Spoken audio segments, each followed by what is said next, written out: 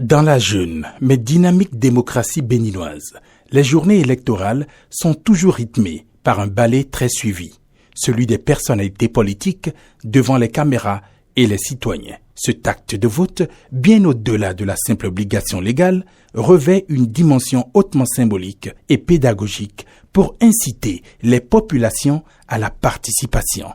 Pour cette fois-ci, ça a vite commencé. Ça va me permettre de vaquer à d'autres préoccupations automatiquement. Ça se passe très bien ici. Je suis un élu local de la zone. Le votage a déjà commencé. Les votants viennent déjà. Donc nous invitons ceux qui sont encore à la maison de venir voter massivement parce que c'est une élection présidentielle et nous devons nécessairement venir accomplir notre devoir. Notre devoir est de venir voter pour qu'il y ait la paix dans notre pays, pour que nous puissions élire notre président de la République.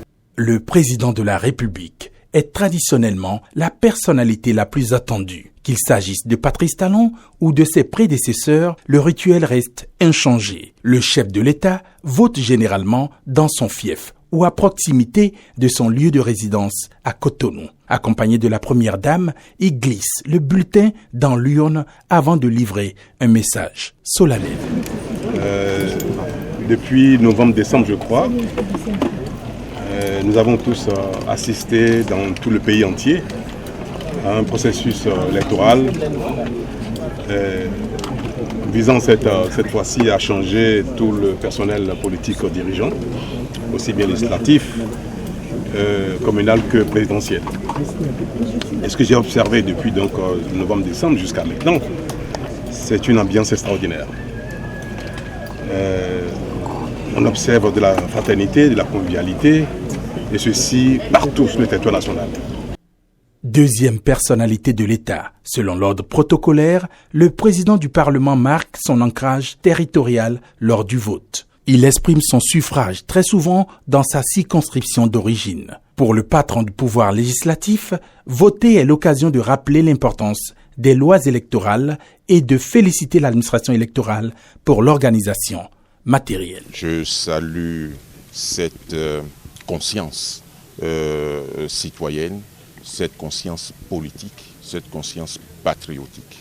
Nous sommes en train tous de voter dans la paix et c'est le premier gain. Nous sommes en train tous de choisir un projet de société, c'est le deuxième gain. Et je pense que nous allons tous contribuer après ce scrutin à la réalisation des objectifs majeurs. Les présidents de la Cour constitutionnelle, de la Cour suprême, de la Haute Cour de justice, de la Sénat ou encore du Conseil économique et social sont également très suivis. En raison de leur statut d'arbitre ou de régulateur, notamment la Cour constitutionnelle et la Sénat, qui gèrent le contentieux et l'organisation des votes, leur acte de vote est empreint d'une grande réserve. Ils s'abstiennent généralement de tout commentaire politique pour ne laisser transparaître aucune consigne de vote, insistant uniquement sur la bonne tenue des opérations électorales et le respect des tests. Le thermomètre de la ferveur locale, ce sont les députés et les autres élus locaux. Leur vote draine des foules et crée une émulation directe. Répartis dans les 24 circonscriptions électorales du pays, les 109 députés votent au cœur de leur base militante respective. L'expression de leur suffrage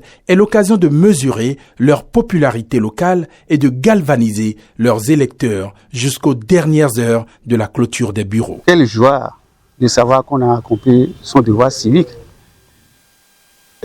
Parce que c'est un grand jour pour le pays de savoir que notre démocratie est en marche et que tout se passe bien. Moi, individu, comme tous les autres, c'est un devoir pour moi et c'est un plaisir tout à fait de savoir que j'ai pu accomplir ce devoir-là. Je voudrais simplement inviter les compatriotes à venir faire comme moi et le plus rapidement possible. J'invite les compatriotes, je vais partir d'abord de mon environnement direct, l'arrondissement de Ouessé, les filles de Ouessé, donc à sortir massivement pour aller accomplir cette tâche-là.